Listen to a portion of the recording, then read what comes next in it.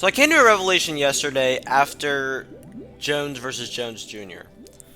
And what I figured out is that there are four stars.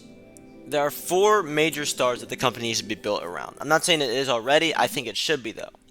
And this is basically saying that for RBC 15. The four biggest stars in RBC are, I'm not going to rank them, Cruzaro, Ossie, Jam, and NJJ. Not in any particular order. Three guys in the middleweight division. Only one undisputed champion that happens to be Cruzaro. The reason Cruzaro has the popularity he has already is because just of his name, how he has been throughout the RBC into other ventures of sports. Football comes to mind. You have these other outlets that he has brought a fan base with him that has gone into RBC, Road Combat, etc. Now, as to the other three, it comes down to your personality. That's basically what it boils down to. Ossie Divine, a great trash talker. The dude knows how to sell a fight. He's very good on the commentary desk, which means people do like him. However, he's made some enemies, which does bring intrigue to him. Then we move on to NJJ and Jam Jones. What makes these two guys the bigger draws in the sport? For NJJ, it's about his loudmouth. That is completely what it's about. It's a backup. First of all, both guys, they're the most exciting fighters in the sport. All around, you go out to see them. Where do you think the 48 viewers that we had as a peak came from? We peaked at that fight. It may have been very close in other fights, but everyone came out to see that one fight because it was such a big deal. It was a sequel to the first fight, and it deserved a main event spot. So why not? This is what I'm thinking. You've got two fights on to think about if you're Raymundo Hearn. It does not have to do with Cruzaro and Khalid, and it does not have to do, main event at least, with Bugatti and Tams King. It has to do with your middleweights.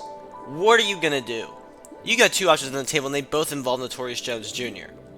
You either have the trilogy with Jam Jones, or you have the unification bout. I'm going to talk about that because that's important as well. That has to be pushed. NJJ, Jam Jones, and Ossie Divine are your three biggest stars. Those guys are going to carry your company to the future, and they're going to make that division a damn difficult time. Your two options are, if you want all three of those guys to fight on that night, you either have the trilogy, which is the easiest thing to make happen, and you have Ossie Divine take on Rebel Brook. Because in my opinion, that Myron Yeager fight, he deserves it now. I'm not saying he's going to win, I'm just saying that 5-0 record looks pretty damn juicy. So why not? Or, you could also go this route. You have Ossie Divine versus Notorious Jones Jr., and then you have Jam Jones fight Rebel Brook. #1 contenders match winner fights for the title. Here's the thing. It's very conflicting because I would not like an undisputed champion at middleweight. I don't think it's the best thing for the sport because the division is way too stacked for that to be a thing. For the welterweight division, heavyweight division, it's fine because now you've figured out who the best of the best in that division is. But I like having multiple champions. I don't like having one guy dominate an entire division forever. I feel like that's what it's coming to, though. So let's think about this. Where does Ossie Divine fit in the picture? Well, he is the gatekeeper. He is the guy who's saying, you want to be undisputed, you have to go through me. If you want recognition, you have to go through me. If you want a big paycheck, you got to go through me. He holds all the keys. He holds all the power, basically. However, Notorious Jones Jr. has even more power than now he does. He had power when he was the interim IBF champion, and now he has two options. Ossie Divine has two options too. But NJJ can choose to challenge, or he can choose to defend. Ossie Divine can choose to defend or defend. He'll either defend against Rebel Brook, or he'll defend it to become undisputed. That's been every fighter's main goal for a long time. I mean, we were thinking about having that Jam Jones Ossie fight for a very long time. It was like, when are they going to cross paths? How many times do they need to defend their title? Well, now the conversation's changed. Now, it's down to 3 guys. You have great cases to make for both situations. Even though I may be tricked, even though I may be surprised on what Ray's decision is, there are ways this can go. And there's 2 ways. And they both have to headline. Listen to me. They both have to headline. There is no other fight you can make that's bigger than this. You could say Cruzaro's name is big enough to push him versus Khalid 4, but we already have conclusion. We already have clarity on that fight. We know who's the better fighter. However, you want to have that fight again because it's on new tools. Well, I don't want it anymore. You can get it again, but I know he's going to win because Cruzaro just knocked out Biaka Biakowski in the first round and dominated arguably the second best pound-for-pound fighter. I don't want that again. Move on. Give Cruzaro a break. The dude's going to fight in a money fight every 3 months, and that's how it's going to be. You're left with middleweights, and middleweights have worked harder than any other division since the tools have changed. And they may go back, and they may change them again. I don't know. Now, this is fun. Let's talk about why, and this is what I think needs to happen. Let's talk about why the unification bout needs to happen. I just went over this stuff by saying, well, I want more than one champion. Well, there's no other place to go at this point. That's the most competitive fight you can make. Here's why. Over the course of the history of trilogies in the RBC, there's really no victory for the guy who lost the second fight. I will look at the history of trilogies, but it's very hard to find a scenario where you have a fighter who lost the second fight or lost the second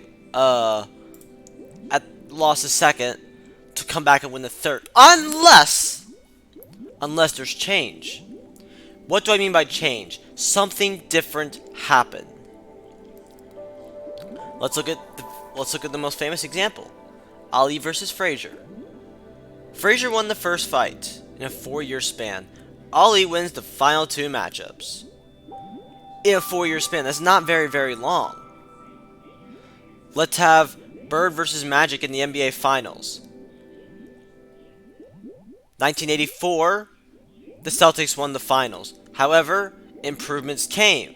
It was a very controversial finals. The Lakers won 1985 and 87, in which between nothing actually changed between 85 and 87.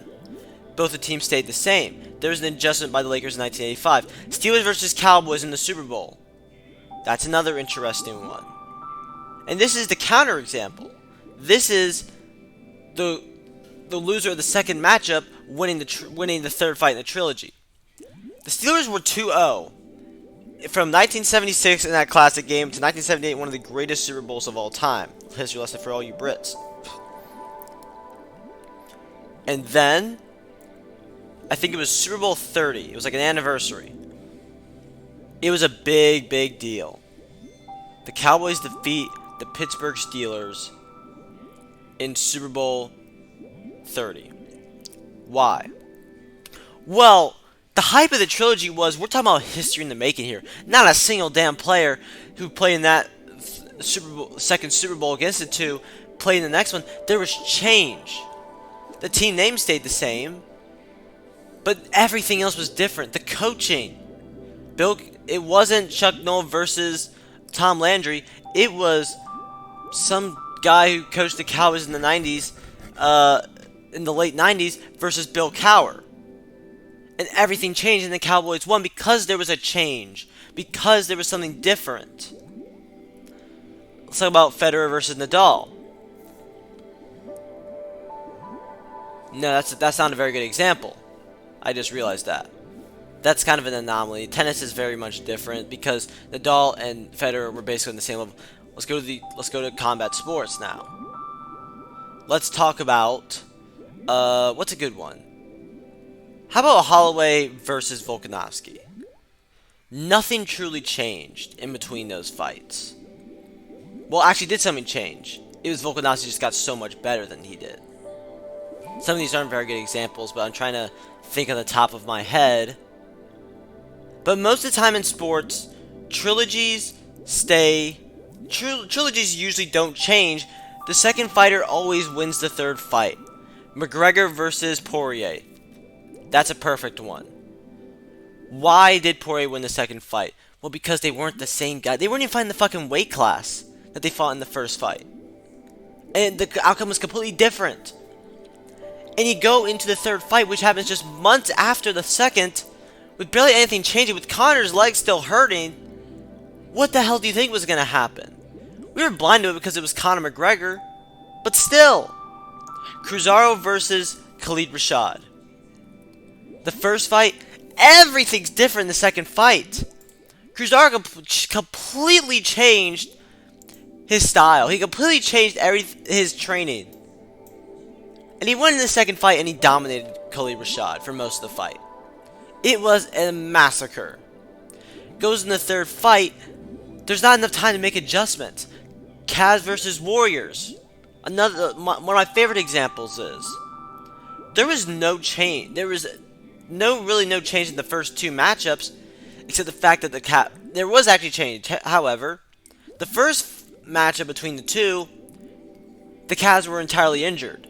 They go into the second game. They go into the second series, and they beat the Warriors in incredible fashion. How about an example of the winner of the trilogy being the one who won the first game? The Warriors got a serious upgrade in Kevin Durant. It didn't matter how good the Cavs were, and in my opinion, the Cavs in 2017 were so much better than they were in any other time. It's one of LeBron's best teams. You got the Miami teams, you have one of the LA teams, and you had the 2017 Cavaliers that were just amazing. But they were going up against a team who had just gotten a future Hall of Famer and someone as close as you can get to the dominance of LeBron James. They added him, and it was no contest. That's what I'm talking about. Nothing. And now let's talk about Jam versus NJJ. You're not going to get a different outcome.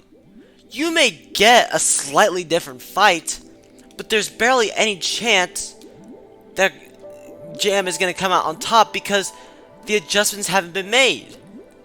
There's no change in between. Cormier versus Miocic, there was time. Cormier defended his title at least once after he beat Miocic, and when there was time to adjust, Miocic came out and beat him. In the third fight, they just immediately went back to fighting each other again. And it was even more of a disadvantage to Daniel Cormier. He ends up losing and retires. This is what I'm talking about. You need change in between the three fights. I think the system changed. I don't know what happened after they fought the first time. But that third time, we were just about to finish those tools up. That was going to be the end of the era. That was going to be the last fight on those tools, on that system. And bam, we got the same exact outcome except Khalid knew and he left. That is exactly what happened. Why? Because there was no change. This is going to be perfect because Ray said, well, we need to come out with a new system, right? Because, I mean, RBC 14 was almost a disaster. And not his fault, however, maybe it is time for a new system. So then he says, okay, let's have this fight for a third. No, you need to wait. You need the unification bout now.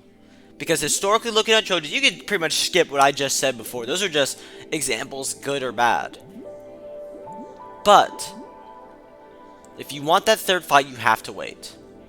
I don't think it's an option to do that again because I don't think, despite the fact that I thought Jam Jones could win that second fight, which he almost did, even though I picked NJJ, I said that, by the way, I did pick NJJ in that fight.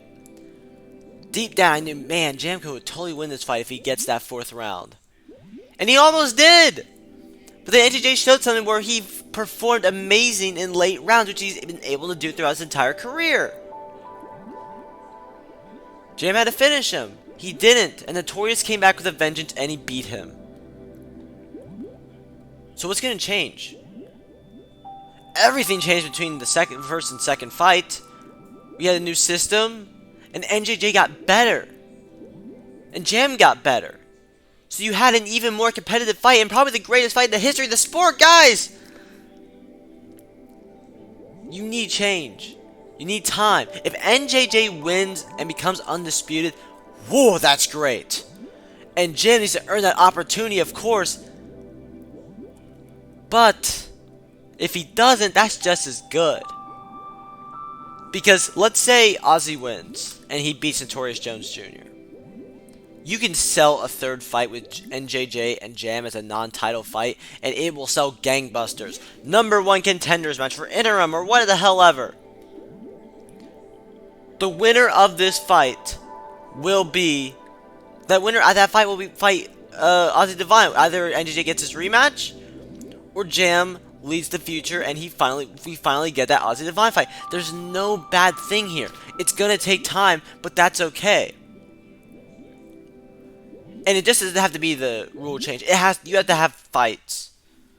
You have to get Jam to improve. You have to get Jam to do something different for a long period of time. It takes time. It takes drastic change for a different outcome. I've shown the good examples. I've shown the Cowboys in how drastic time, when they had never won a game, they won the third game. In the Super Bowl, of course. Everything changed. The only thing that didn't change was the name. For the Cavs versus Warriors, everything changed. Maybe not most of the players, but there was a huge buff for the Warriors. The Cavs fault for never changing. You get mad at that, but basketball is a game of change. Trilogies is a big deal. And the winner of the second fight will usually win the third fight unless some change is made. And it's not even guaranteed that he will win. Well, actually, maybe. I don't know. I've given you the examples. So let's think about it. Who do you think is going to win now in that third fight? I think NJJ would win if there's no adjustment, if there's no change made. He needs to fight for a unified championship. I think he has the power to say, I want to fight Jam again, get it over with, then fight for the title and maybe the next tools or next event. But if I want a competitive fight, and if I want a fight where he's going to be fully prepared, you gotta wait. You have to wait. I don't know. You could twist it into saying that, NJJ fights Jam Jones trying to finish that chapter of his career. You can make it spin. You can spin it into a competitive fight, and at the end of the day, you're gonna get the same outcome, in my opinion. Both guys fought an almost perfect fight. It would take NJJ to shit the bed for him to lose. It would play out very similarly. I'm using history here as an example, but I haven't been proven wrong yet. There's obviously some anomalies there and there, but no one really talks about them because I'm just coming up with this on the go. If you guys have examples of where there's no change made, and another team goes out and wins the third game when they lost the second game, you can tell me that.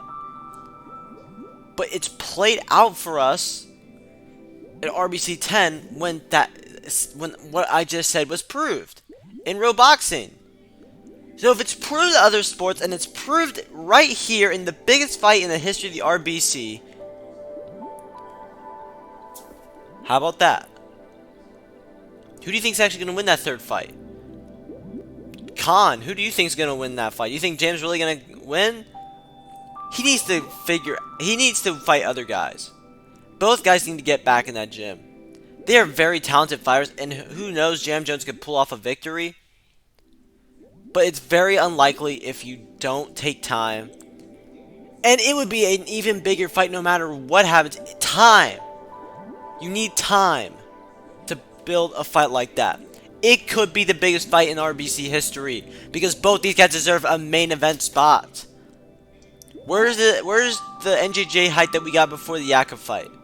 I want NJJ and Jam Jones at the main event, at the forefront of that poster. If you have Khalid versus Cruzaro at RBC 15, I'd be disappointed if the main event was that. That's a co-main event to the unification bout. You can prove me wrong. You can tell me, well, it's Cruzeiro. It's a 4th fight. Are you really going to say the first ever quadrilogy in RBC does not deserve to be the main event? Yep.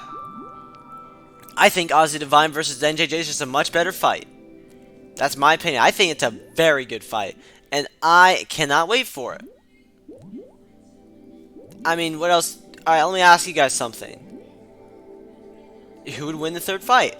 Am I wrong? Am I stupid? Probably. But I've given you the historical reasoning. So your turn, your rebuttal. What do you got?